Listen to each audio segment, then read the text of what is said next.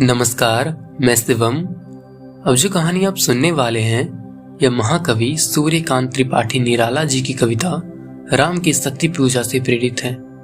इस कविता में कवि ने श्री राम के माध्यम से हम मानव के मानसिक अवस्था को दर्शाया है और साथ ही प्रेरणा भी दिया है।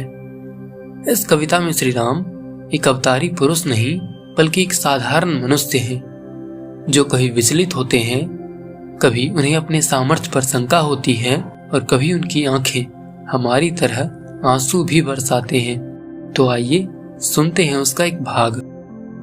अब तक आपने सुना कि श्री राम और रावण के प्रथम दिन का युद्ध बिना किसी निर्णय के समाप्त हुआ, लेकिन रावण ने श्री राम की सेना के प्रमुख सेनापतियों को समर में मूर्छित कर दिया था और साथ ही श्री राम के दिव्य बाणों को भी रावण ने विफल कर दिया था। इन सब के बीच हनुमान अकेले ही सूर्यास्त तक राक्षस सेना पर अथक प्रहार करते रहे। सूर्यास्त के बाद सब श्री राम को घेर कर बैठ गए, लेकिन आज पहली बार श्री राम के मन में शंका की लहरें उठती दिखी।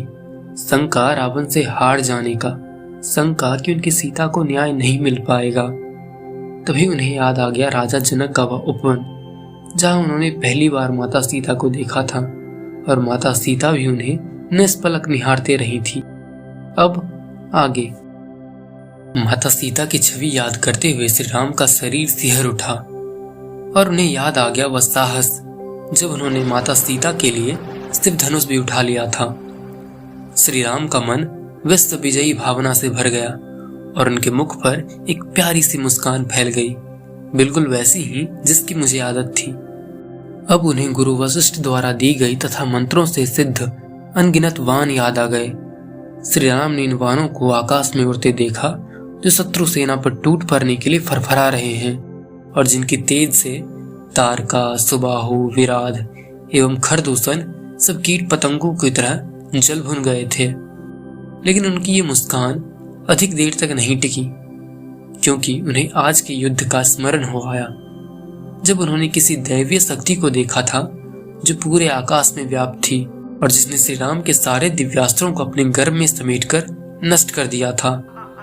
श्री राम के कानों में रावण की अट्टहास गूंजने लगी और श्री राम के मुख पर पुनः एक चिंता की लकीर खिंचाई। अब उनकी आंखों में माता सीता के नयन छा गए जिसमें केवल श्री राम बसते थे। माता सीता का दुख याद करते हुए श्री राम की आंखों से दो मोती लुढ़क आए। इन सबसे अनभिज्ञ श्री राम सेवा में लीन हनुमान श्री राम के चरणों को दबाकर आनंदित हो रहे थे। पवन पुत्र हनुमान को श्री राम के चरणों में ही परमात्मा के सारे सगुण निर्गुण रूप प्रत्यक्ष दिख रहे थे। जब श्री राम के अश्रु उन्हीं के चरणों पर गिरे तो हनुमान को यूं लगा जैसे चरण रूपी आकाश में दो तारे चमक उठे हों, जैसे कालिका माता के चरणों में दो हीरे चमक रहे हों। लेकिन जब उनका ध्यान टूटा तो उन्होंने देखा वहां उनके आराध्य श्री राम ही बैठे हैं, लेकिन उनके नयन भींगे हुए और उनका मुख मुरझाया हुआ। यह वास्तविकता जानकर कपिवर अत्यंत व्याकुल हो उठे। यूं व्याकुलता में उनके श्वास लेने मात्र से सभी 49 प्रकार की वायु चलने लगी और वायु का समस्त शोर समुद्र ने अपने भीतर समाना चाहा, जिससे समुद्र में सैकड़ों भंवर उठने लगा मानो आज समुद्र की सीमाएं टूट जाएंगी और पृथ्वी में दरार पड़ जाएगी। अपने आराध्य की आंखों में आंसू बजरंगी कहां सह पाते। 11वें रुद्र अवतार हनुमान समस्त आकाश को निगल जाने को तत्पर हो गए। महाप्रलय के पल में विस्तर रहने वाले महाकाल मां काली से बोले, देवी ये साधारण वानर नहीं है, ये रुद्र अवतार है जिनके पास अतुलित बल के साथ अखंड ब्रह्मचर्य की शक्ति है और इनके इस अतुलित बल का स्रोत है मर्यादा पुरुषोत्तम श्री राम की निष्काम भक्ति।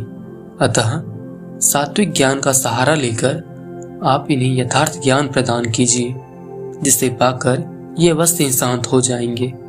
इतना कहकर शिव चुप हो गए।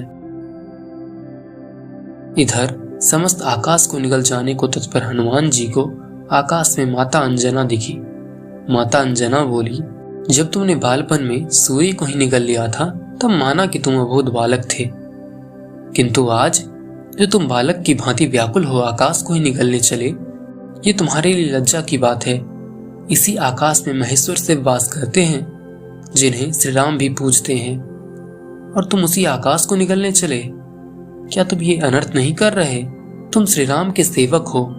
क्या रघुनंदन ने ऐसा कोई आदेश दिया? यदि नहीं तो क्या तुम अपने धर्म का त्याग नहीं कर रहे? मारुति, धीरज रखो पुत्र, हर समस्या का समाधान अवश्य होता है। सही गलत का ज्ञान देकर माता अंजना लीन हो गई। माता अंजना का उपदेश पाकर हनुमान शांत हो गए तथा पुनः नव से उतरकर श्री रामचरण के पास दीन भाव से झुक गए। श्री राम को यूं शंकाकुल देखकर विभीषण ने उन्हें संबोधित करते हुए कहा, हे मित्र, आज आप प्रसन्न क्यों नहीं दिख रहे? सब कुशल तो है? आज आपकी वो प्यारी मुस्कान कहाँ गई, जिसे देख सभी वानर रीछ अपना थकान भूल जाते थे और जिस मुस्कान को देखकर वो अपना जीवन धन्य मानते हैं। आपके चिंता का कारण क्या है रघुवीर?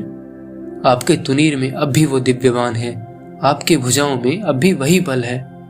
मेघनाथ का वध करने वाले सुमित्रा नंदन लक्ष्मण भी कुशल हैं। जामवान, वानरेन, सुग्रीव, महाबलशाली अंगद, करोड़ों योद्धाओं के समान पराक्रमी हनुमान एवं अन्य सेना नायक भी आपके साथ हैं। फिर ये उदासी क्यों? अब जबकि उस पापी रावण के सभी प्रमुख योद्धा मारे जा चुके हैं, तब आप यूं पीठ फेर लेंगे? राघव, अब जब सीता से मिलने का समय नजदीक आ रहा, तब आप हाथ खींच लेंगे? क्या इसी दिन के लिए आपने मुझे लंकापति बनाने का वचन दिया था? विभीषण ने सच्चे मित्र के नाते श्री राम को निराशा के अंधकार से निकालने के लिए प्रयास किया, लेकिन श्री राम पर इसका कोई प्रभाव नहीं दिखा।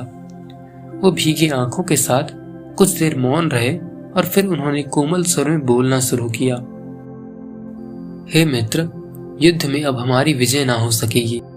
ये युद्ध अब नर वानर का राक्षसों से होने वाला युद्ध नहीं रहा।